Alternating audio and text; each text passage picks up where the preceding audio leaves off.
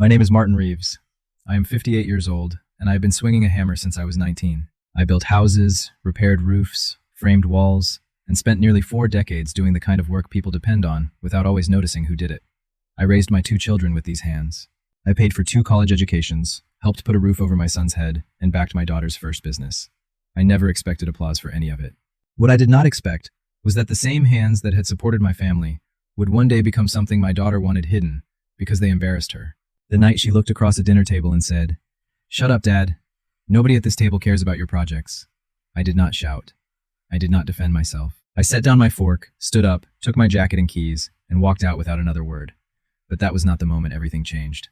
The real turning point came 3 weeks later at my son's wedding, when his new wife told me in front of a room full of guests that I did not belong in places like that. She had no idea how much of the life surrounding her had been built by the man she wanted removed. About 8 months before the wedding, I was living in the same 2-bedroom house on the east side of Dayton, Ohio, that I had owned for most of my adult life. It had aluminum siding, a cracked concrete driveway, and a maple tree in the front yard that demanded trimming every fall. It was not impressive from the street, and I never pretended otherwise. I bought it in 1994 and made the final payment in 2014.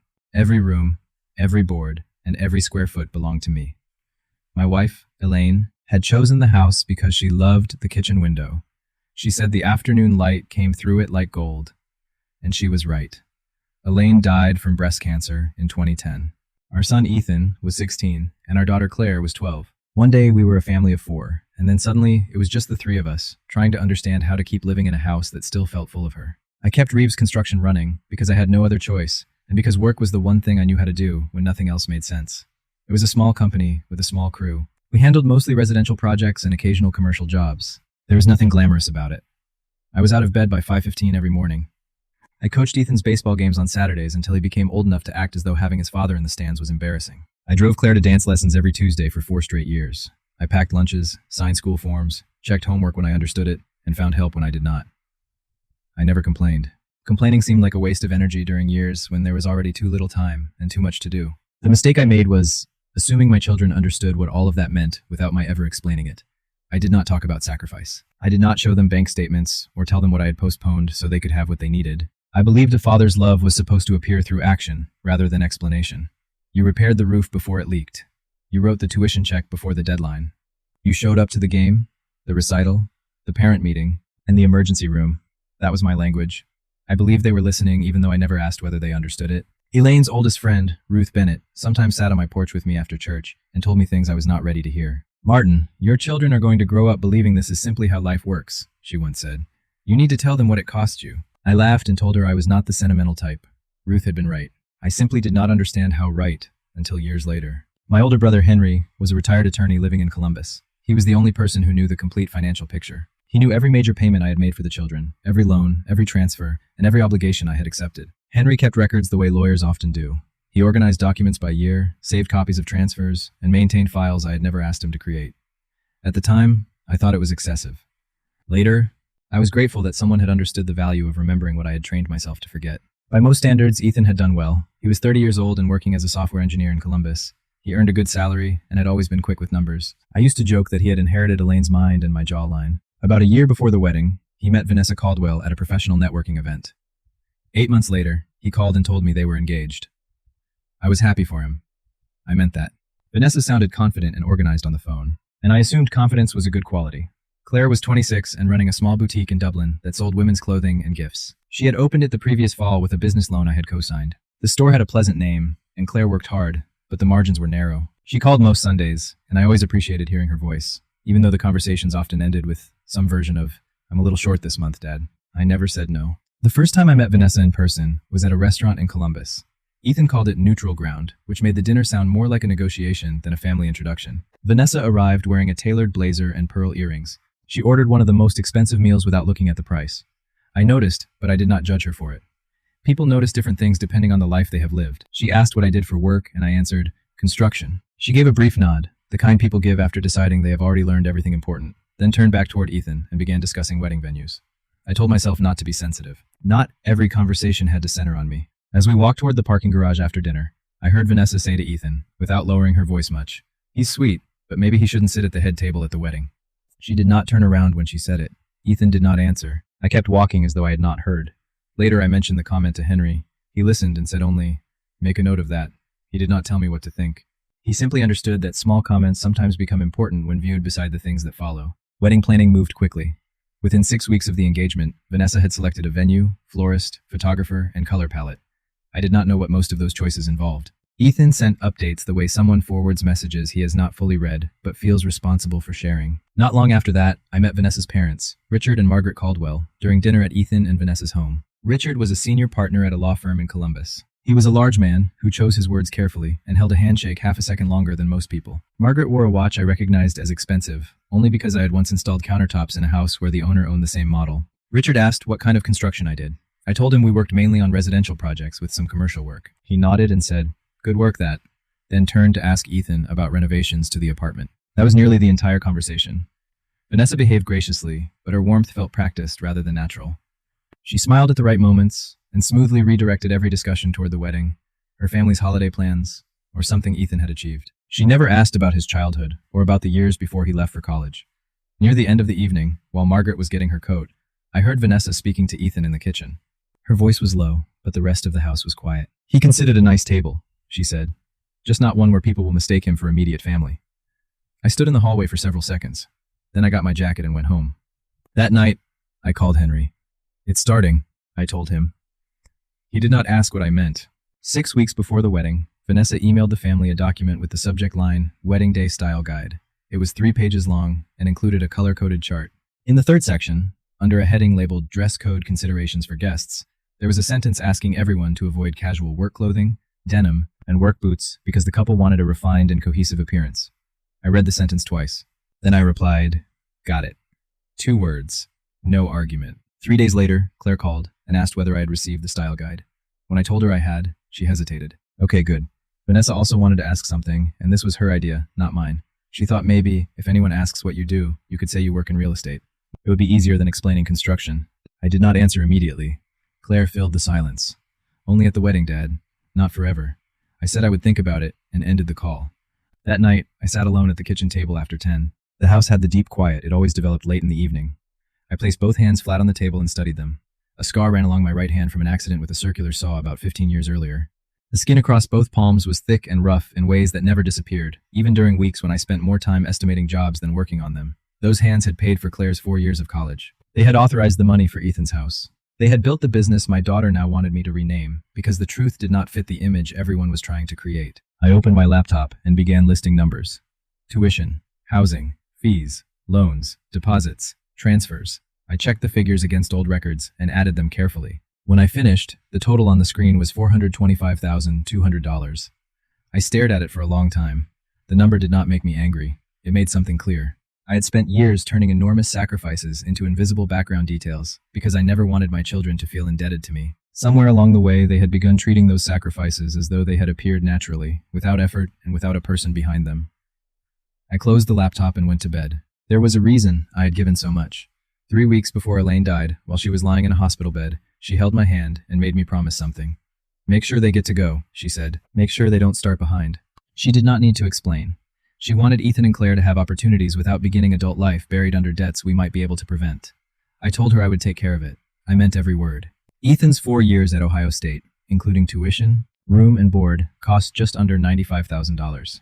Claire attended a private school in Cincinnati, and her 4 years cost more than $112,000. 2 years before the wedding, Ethan called and said he and Vanessa had found a house they loved. I wired $120,000 for the down payment without making him ask twice. He told me he would repay me. I answered, "Take your time." Claire's business loan was the newest obligation. I had co-signed for $98,000 the previous October. By spring, none of the principal had been repaid, but that alone did not trouble me. The business was new, and I understood that revenue took time. The larger concern was a second set of documents sitting on Henry's desk. Claire wanted another $35,000 to expand before summer, and the bank required my signature. I had not signed. For weeks, I assumed I eventually would. After seeing the total on my laptop, I was no longer certain. Part of me thought about supporting Claire because she was my daughter, and because that was what I had always done. Another part thought about being 65 someday, sitting alone in my paid-off house, wondering why neither child called unless a payment or problem needed my attention. I placed the expansion papers in a manila envelope, put them in the top drawer of my desk, and left them unsigned. 3 weeks before the wedding, Ethan hosted a Friday dinner at his house. Richard and Margaret were in town for the weekend, and Claire attended with her boyfriend, Nolan. Nolan worked at a downtown bank, wore narrow-cut suits, and had the polished handshake of a man who had practiced professional introductions since college. I left a job site at 5 and drove directly to Columbus. I did not stop at home to change. I wore a clean, dark blue flannel shirt, khaki pants, and work boots that I wiped carefully in the parking lot before going inside. Nothing I wore was dirty or damaged, but I had been thinking about the style guide for weeks. For the first time in years, I was looking at my normal clothes through someone else's eyes. Richard was already having his second drink when I arrived. He stood to shake my hand, which I appreciated. Margaret acknowledged me from across the room with a nod that somehow communicated both recognition and dismissal. Ethan hugged me quickly. The hug felt tighter than usual, though I could not tell whether that meant affection, guilt, or nervousness. He guided me toward the kitchen and offered me a drink.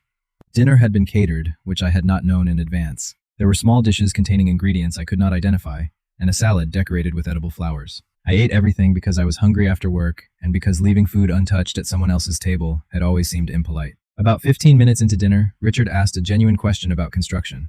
He wanted to know how permits and labor costs had changed, and what the residential market looked like compared with the 1990s. For several minutes, the conversation felt normal. He listened to my answers and asked follow-up questions.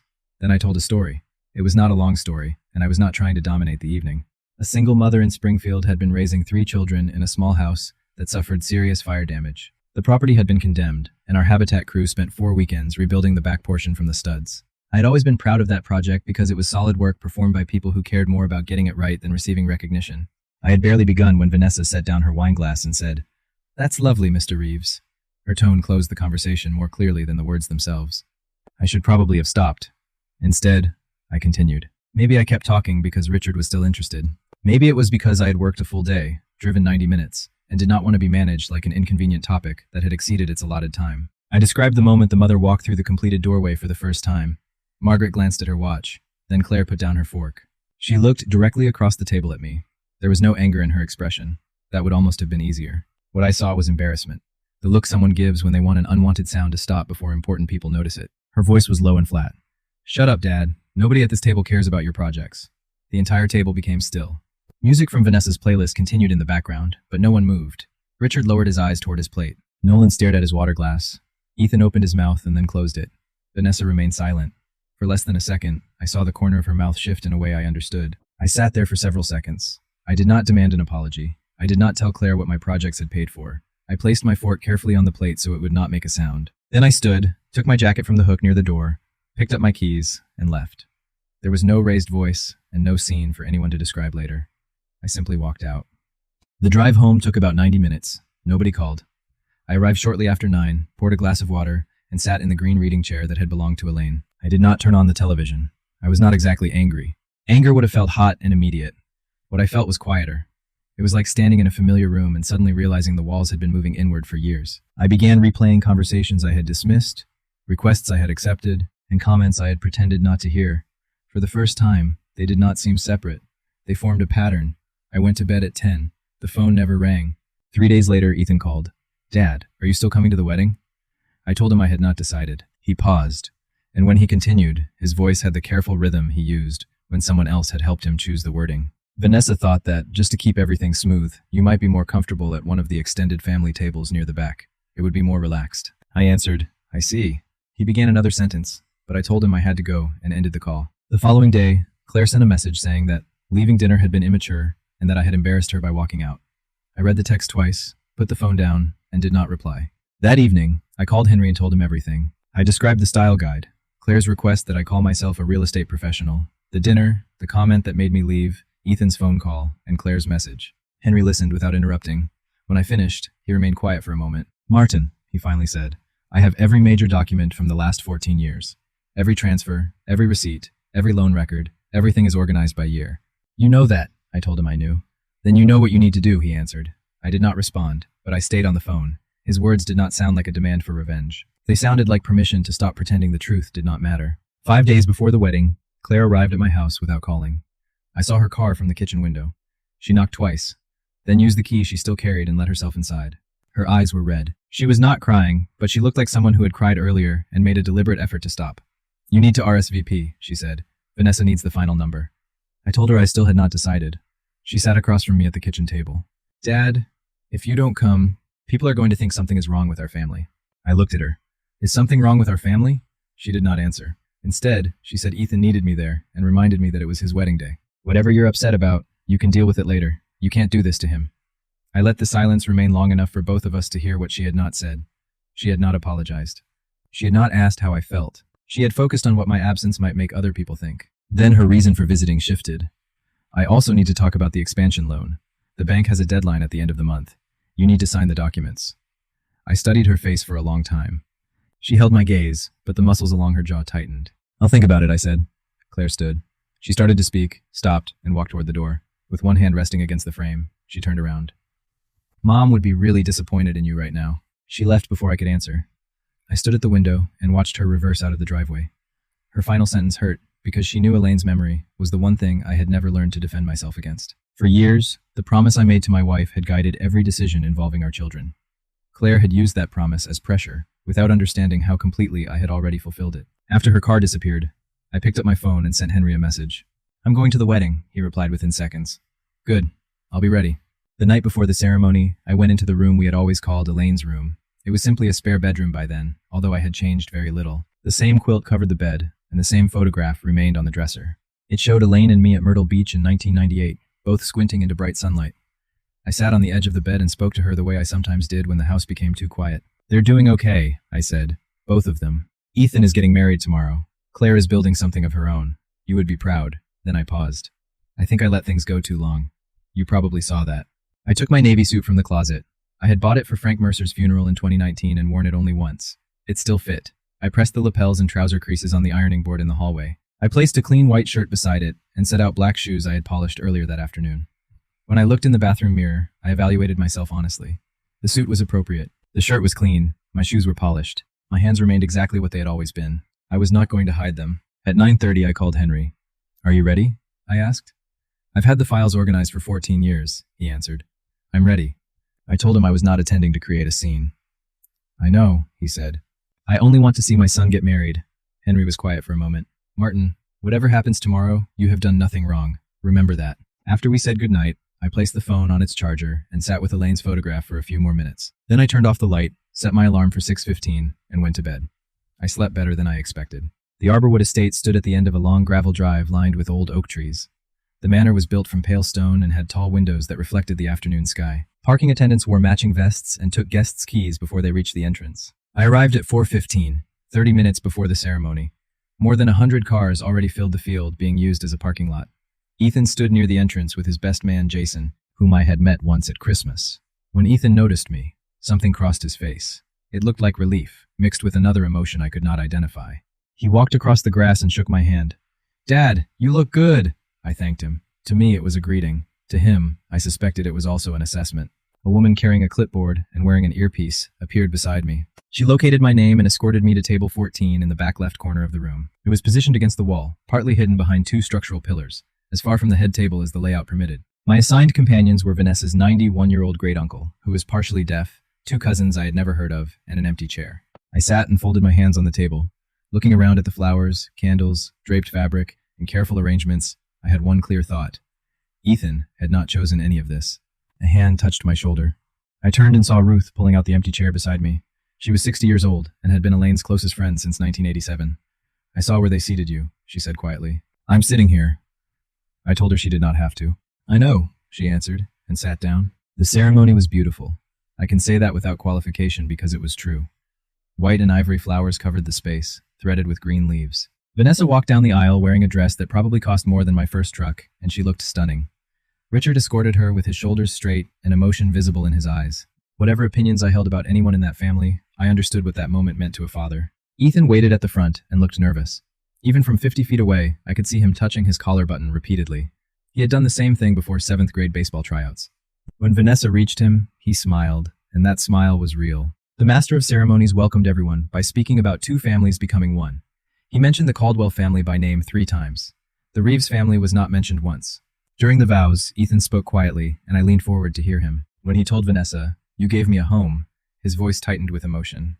I thought about the $120,000 transferred from my savings to an escrow account 2 years earlier, so they could close on the house they now called home. I did not need public recognition for that. Still, I noticed the silence around it. I was beginning to understand that wanting no praise was different from accepting erasure. Cocktail hour began immediately after the ceremony. Vanessa moved through the room with Richard, introducing him to groups of guests I did not know. She completed several full circuits without coming near table 14. I drank sparkling water while Ruth told me about her garden and her granddaughter's soccer season. The ordinary conversation helped. After a while, Ruth said, "She hasn't looked over here once." There was no cruelty in her voice. I answered, "I noticed." The reception doors opened at 6. Ethan and Vanessa were announced, and everyone stood to applaud. Vanessa seemed to glow. It was more than the lighting or the dress. She appeared completely at home in the evening she had created. Every detail matched something she had imagined for months, and now the room looked exactly the way she wanted. Richard's toast lasted 8 minutes. I know because I checked the time on my phone. He spoke about Vanessa's childhood, achievements, and the values her family had taught her. It was a thoughtful and well-delivered speech. My name never appeared. As dinner began, a few guests near the back stopped to introduce themselves. Some had been looking for the restrooms and happened to begin conversations.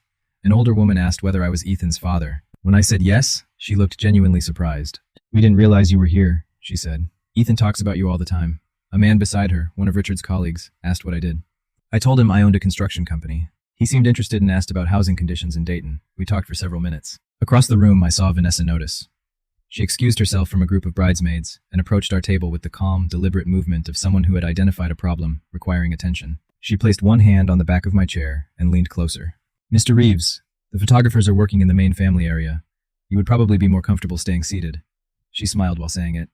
I told her I was comfortable where I was. She held the smile for another second and walked away. About 40 minutes into the reception, the lead photographer moved to the center of the room and called for immediate family to gather for photographs before the first dance. I stood.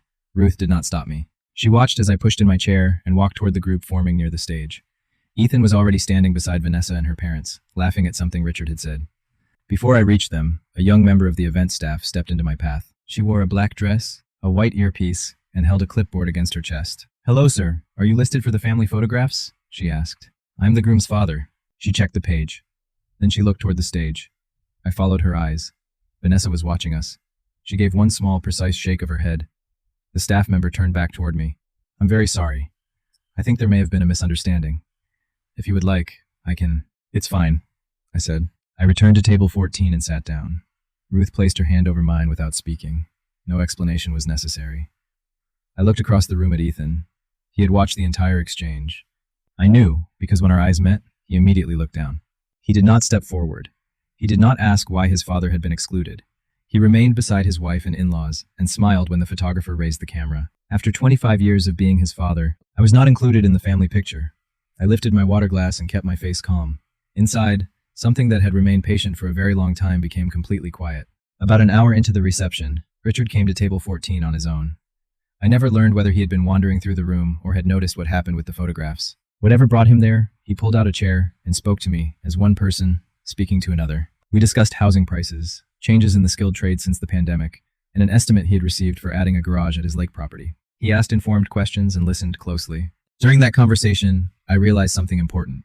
Richard did not know. He genuinely had no idea how I had been treated or how much financial support had gone into the life his daughter had joined. We had been speaking for around 10 minutes when Vanessa appeared. "Dad," she said lightly, "they need you to help with the champagne refills. Mom has been looking for you." She touched Richard's arm and began guiding him away before he had time to answer. He glanced back, offered a small apologetic shrug, and said, "Good talking to you, Martin." I told him the same. Once Richard was several steps away, Vanessa released his arm and returned to me. Her polished expression remained, but the control underneath it had tightened. "Mr. Reeves, I want to be respectful, but I also need to be honest. I think you should consider leaving after dinner. You have done your part by attending the ceremony. Staying for the rest of the evening is not helpful for the energy we are trying to maintain." I looked at her. "My part?" She met my eyes. "Please don't make tonight about you." Ethan had moved closer and heard the exchange. I could see it in his face. He did nothing. Sitting behind those pillars, excluded from the photographs, ignored during the speeches, and treated as though ordinary conversation might damage the evening, I finally understood that no individual insult was the entire problem. The worst realization was how long I had participated in making myself invisible. I had called it generosity. I had called it patience. I had told myself that good fathers did not keep score. All of those things contained some truth, but I had used them to excuse behavior I would never have accepted toward someone else. I had given so consistently and spoken so little about the cost that the people closest to me had stopped seeing a person behind the support. During the cake cutting, while Vanessa was occupied and most guests were watching the front of the room, Ethan came to table 14. Ruth had stepped away briefly. He sat in her chair and stared at his hands. "Dad, I'm sorry about the photographs," he said. "That wasn't right." "No," I answered. It wasn't. Vanessa handles the logistics. Things got out of control. I turned toward him. Ethan, does she also decide where your father is allowed to stand? He opened his mouth, but did not answer. Keeping my voice low, I asked, do you know how much I paid toward the house you live in? Dad, please. I'm not asking you to interrupt your wedding or make a speech. I'm asking whether you know the number. He looked down again. He knew some version of it. He had thanked me when the transfer happened, and I believed his gratitude had been sincere. But hearing about a number once was not the same as carrying an understanding of what it represented. Ethan had never needed to carry it, because I had carried it for him. I'm sorry, Dad, he said again. I know. After a pause, I told him, enjoy your wedding, Ethan. I mean that. He remained seated for a few seconds, then stood. Before leaving, he asked whether I would be all right. I've been all right for a long time, I said. Tonight isn't about whether I can survive it. He crossed the room toward the head table. Vanessa caught his eye and tilted her head, silently asking what had happened. Ethan shook his head in a way that seemed designed to reassure her that there was no problem. I reached into my jacket pocket and touched my phone. Henry's number was near the top of my recent calls. I left the phone where it was. The disc jockey started another set, and the dance floor filled. For a while, I believed the evening might simply continue until people became tired and went home. The cake would be served, guests would dance. The uncomfortable moments would be folded into silence, and everyone would return to normal. Then Vanessa approached table 14 for the final time. She did not sit. She stood at the edge of the table and waited until nearby guests noticed her. Richard's colleague was seated 2 tables away. Ruth had just returned. 8 or 10 people were close enough to hear clearly. Vanessa did not lower her voice. Mr. Reeves, I have been very patient this evening. I have tried to handle this gracefully, but you have spent the night in sections where you were not supposed to be. You approached the family photograph area, and you have been having extended conversations with my father's colleagues. She paused. I think it would be best if you left now. I can arrange a car. You attended the ceremony, and that is what matters. Then she exhaled as though she were tired of being forced to explain something obvious. Honestly, I don't know why Ethan invited you at all.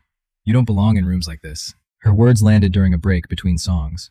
For several seconds, a room containing 200 people became as quiet as a room that large can become. Ruth went completely still beside me. Richard, standing about 15 feet away, turned toward his daughter with an expression I had not seen all evening. I looked at Ethan. He stood near the edge of the dance floor, only a few feet away. He had heard everything. His face had lost its color. Once again, he did not move. I stood and took my phone from my pocket. I did not walk toward the exit. I remained beside table 14 and called Henry. He answered after the second ring. Martin? Henry? I need you to read the numbers aloud, please. There was a brief pause, followed by the sound of a folder opening. The people around me remained silent. Vanessa stood less than 2 feet away. Richard moved closer. Ethan had not changed position. Even the disc jockey waited, creating an accidental silence that felt more deliberate than anything planned during the wedding. Henry's voice came through clearly. He read the information the way he had read legal documents for 4 decades, slowly, precisely, and without unnecessary emotion. Ethan Reeves. Undergraduate tuition, room and board at Ohio State from 2013 through 2017. $94,800. A woman at the next table looked up from her champagne. Claire Reeves.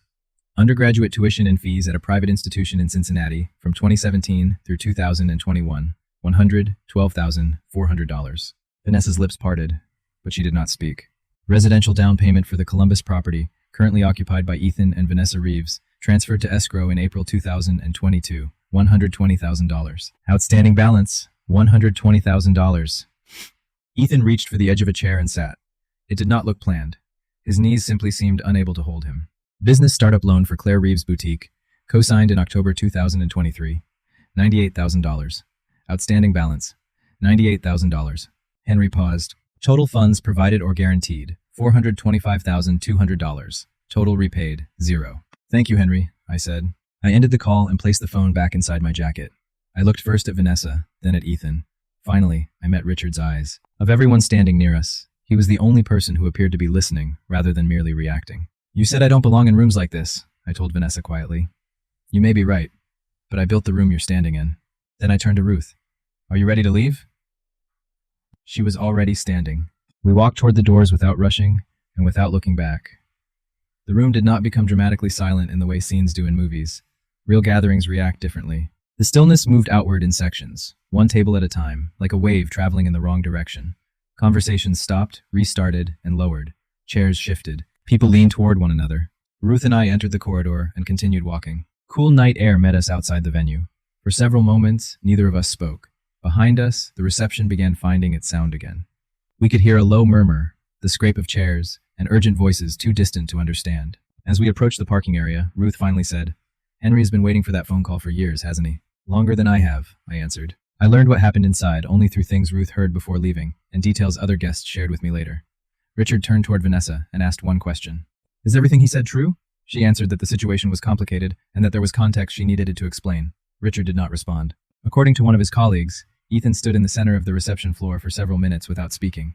Eventually, the music resumed. People danced because receptions continue even after something changes. Claire had been near the back of the room and heard the numbers. One bridesmaid later said she left for the restroom and did not return for a long time. Table 14 remained empty for the rest of the night. Ruth had driven separately, so we said goodbye in the parking lot. She hugged me longer than either of us expected. Before stepping away, she patted the side of my face in the same 3-beat rhythm Elaine used years earlier. Then she got into her car and left without adding anything. The silence felt right. I drove toward Dayton alone. The highway was mostly empty. I kept the radio off and lowered the windows slightly, so cool air could move through the truck. On long drives, I often thought about Elaine, and that night was no different. I wondered what she would have said. In my mind, I could hear her familiar tone. It was never overly gentle or harsh. It was simply honest. "You did what you had to do, Martin. Come home." Outside Dayton, I stopped at a gas station and bought a large cup of machine coffee. It tasted like hot cardboard, a flavor I had somehow learned to accept over the years. I stood beneath the fluorescent lights and drank it while a tractor-trailer pulled into the lot. The driver nodded toward me. I nodded back. There was no feeling of victory. I did not feel like an underdog who had finally won. I felt as though I had reached the end of carrying something heavy for so long that I had forgotten it was there. Setting it down brought relief, but relief was not the same as celebration. I arrived home at 11:47. The house was dark. I unlocked the door, walked into the living room, and sat in Elaine's green chair. My phone rang. Ethan's name appeared on the screen. I let the call go to voicemail.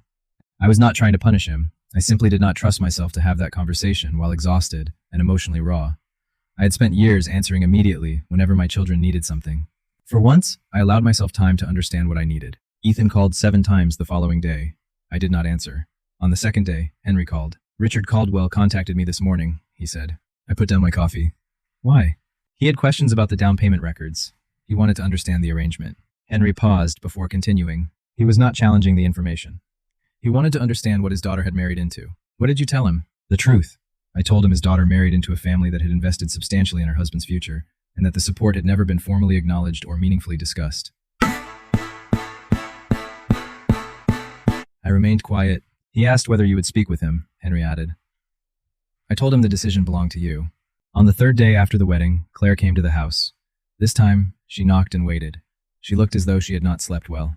Once inside, she sat at the kitchen table and immediately addressed the reason for her visit. "The bank called, Dad. The co-signing deadline is coming. They need your decision." I withdrew my name, I said. Henry completed the paperwork the morning after the wedding. Claire stared at me. For a long time, she said nothing. Then she leaned back and released a slow breath. I pulled out the chair opposite her and sat. The silence between us felt different from the distance we had shared for years. There was no performance left in it. "I don't know what I'm going to do," she finally said. She was talking about financing, but I sensed the sentence contained more than one meaning. "I know," I answered. "Give yourself time." I did not offer another loan. I did not rush to repair the problem. Loving her did not require removing every consequence before she had time to face it. Ethan also came to Dayton 3 days after the wedding. He arrived alone and did not call first. I heard his car in the driveway and watched him approach the front door with both hands inside his jacket pockets. He walked the same way he had as a boy when something went wrong at school, and he had not yet decided how to explain it. We sat in the kitchen. I made coffee. He left his untouched. "I didn't know the complete amount," he said. "I knew about the house. I didn't know Claire's tuition or all the other money. I didn't know it was that much." "You never asked." He nodded. Ethan had never been someone who argued after realizing he was wrong. He absorbed the truth quietly. "I should have asked. I should have done something during the photographs. I should have spoken at the dinner. Both times, I knew what was happening was wrong, and I stood there." "Yes," I said. "You did. I don't have an excuse." "I know." We allowed the truth to remain between us without softening it. "I'm not asking you to go to war with your wife," I said. "That is not what this is about. But you need to understand that things are different now. I am not changing them to punish anyone. I spent years making myself smaller so everyone around me could remain comfortable, and I am not doing that anymore." Ethan slowly looked around the kitchen. I understood what he saw. The same counters, the same table, the same window above the sink. The room where I had made breakfast before school for more than a decade. The house had held his childhood without asking for recognition. "This place feels exactly the same, Dad," he said. "It is the same. It will still be here. So will I." He nodded. Eventually, we drank our coffee. Nothing was repaired in one conversation, but something honest had begun. A week after the wedding, Claire asked to meet at a coffee shop near her boutique. She chose a place we had never visited together, which seemed intentional. When I arrived, she was already sitting with both hands around a mug, staring down at the table. She had done her hair carefully and dressed as though she had prepared for a difficult meeting. I sat opposite her. "I need to understand exactly what I said that made you leave dinner," she began. "You told me that nobody cared about my work," I said. "You said it in front of people whose opinions mattered more to you than mine." She lowered her eyes. I was embarrassed. Embarrassed by what? For a long time, she rotated the mug slowly between her palms. "Where we come from," she admitted. "How different we are from Nolan's family. Vanessa's world is polished, and Nolan's family is polished, and I've been trying to fit into something. When you arrived directly from a job site, I felt like..." She stopped. "Like I had not made it far enough," I finished. Claire looked up. Her eyes were wet, but she did not look away. "I know that sounds terrible." "It is terrible," I said, "but I appreciate that you finally said it honestly." For once, she was not asking me to solve a financial problem. She was not demanding immediate forgiveness or trying to wrap the conversation in an easy apology. She was sitting in front of me and telling the truth. I did not tell her everything was fine, because it was not. Trust does not return because someone recognizes a mistake. Still, I reached across the table and rested my hand over hers for a moment. The door between us was not closed. At that stage, that was enough. 2 weeks after the wedding, Richard called me directly. I considered letting the call go unanswered. Then I remembered how he had spoken with me at the reception. Whatever else could be said about him, he had treated me with genuine curiosity before he knew anything about the money. Calling afterward required a kind of honesty many people avoid. "Mr. Reeves," he began, "I want you to understand that I had no knowledge of the financial situation before the wedding. None whatsoever. I understand. I also want to say clearly that what my daughter said to you was unacceptable. There is no context and no circumstance that makes it appropriate." "I appreciate that, Mr. Caldwell." "I have spoken with Vanessa at length," he continued. After a brief pause, he said, "The Caldwell name does not stand for what happened that evening." "I believe you." The line became quiet, in the way conversations sometimes do after two older men have said what needed to be said, and neither feels a need to perform beyond it. "Ethan is a good man," Richard added. "Your son is a good man. I can see that." "Thank you," I answered. "He is." After the call ended, I remained at the kitchen table and thought about his words. I did not require Richard's approval to know I had been treated unfairly. By then, I had already made peace with my decision to leave. Still, hearing someone from the other side acknowledge the truth settled differently than anything I could tell myself. It did not erase what happened. It confirmed that I had not imagined it. Henry called later that afternoon and told me Ethan and Vanessa had begun discussing a repayment plan for the down payment. According to him, Vanessa had raised the idea after Richard suggested they address the debt directly. I did not know whether I had misunderstood some part of her character or whether being confronted with an uncomfortable truth had forced her to examine herself. Maybe both possibilities could exist at once. People are rarely only the worst thing they have done. That did not mean trust returned automatically. It meant change would have to be measured through actions rather than promises. 2 months after the wedding, I began repairing things I had postponed in my own life. The first project was the back porch. For years, I had wanted to add a covered section where I could sit during the rain. I liked the sound of rain falling while remaining dry beneath a roof.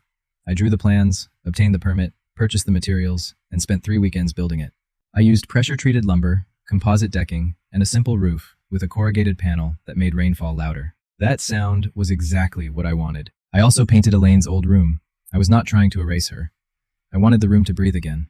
I chose a light gray color and imagined she would have approved. That fall, the Habitat crew began a project in Chillicothe, and I volunteered every Saturday. There was something about framing walls beside people I trusted that straightened whatever had become crooked during the week. I had known that for years.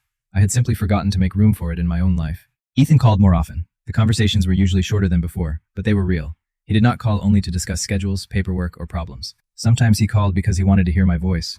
We were rebuilding our relationship slowly, the same way a damaged structure should be rebuilt. One connection at a time, checking that each joint could hold before adding more weight. I did not expect one apology to repair years of imbalance. Ethan did not ask me to pretend it had. Claire found a smaller source of financing for her expansion through a local credit union. The plan was less ambitious than her original proposal, but it belonged entirely to her. Her name was on the agreement. The payments were hers. The risk and responsibility were hers as well. When she called to tell me the financing had been approved, she sounded steadier than she had in months. I congratulated her. I did not offer to cover the first payment. I stopped co-signing loans. It was not a punishment. It became a policy. The distinction mattered. Punishment is designed to make someone suffer. A boundary exists to protect what should have been protected all along. I was still Ethan and Claire's father. That had not changed. I would answer the phone, give advice, help when there was a true emergency, and love them for the rest of my life. But I was also a person who deserved a place in the family photograph. It took me 58 years to say that without apologizing. I can say it now. It is a Tuesday night in October, as I tell this story. I am sitting beneath the covered section of the porch I built. Rain is falling steadily, not hard enough to create a storm, only enough to clear the air and bring the smell of cold soil into the yard. A mug of coffee is cooling on the armrest beside me. The porch light is on, and moths keep circling its edges. I have always respected that kind of persistence, even when I cannot explain it. I look down at my hands. They remain thick across the palms. The scar near my right knuckle is still visible. The calluses are in the same places they have been for years. Those hands placed $425,200 into the futures of 2 children without demanding public gratitude. They do not regret any of it. Neither do I. Elaine was right that I waited too long to speak. She was usually right about things that mattered. I understand now why I stayed silent. When you carry something long enough, you stop recognizing the weight. You begin believing that heaviness is simply what walking feels like. I thought love required me to keep carrying without allowing anyone to see the load. What I learned is that love without boundaries can make sacrifice invisible. An invisible sacrifice can become entitlement before anyone realizes what happened. If someone treats your presence as an inconvenience, after you have spent years holding their world together, you are allowed to stop making yourself smaller. You do not have to act from anger. You do not have to embarrass anyone or win a public argument. You can simply tell the truth, set down what was never yours to carry forever, and refuse to return to the corner where other people placed you. I opened my laptop on the porch and found an email from a habitat coordinator in Lancaster. They needed a volunteer crew leader for a project in November. I entered my name in the form and submitted it. Then I closed the computer and listened to rain striking the corrugated roof above me. For most of my life, I believed my value was measured by what I could build for everyone else. Now I understand that the person holding the structure together deserves to be seen too.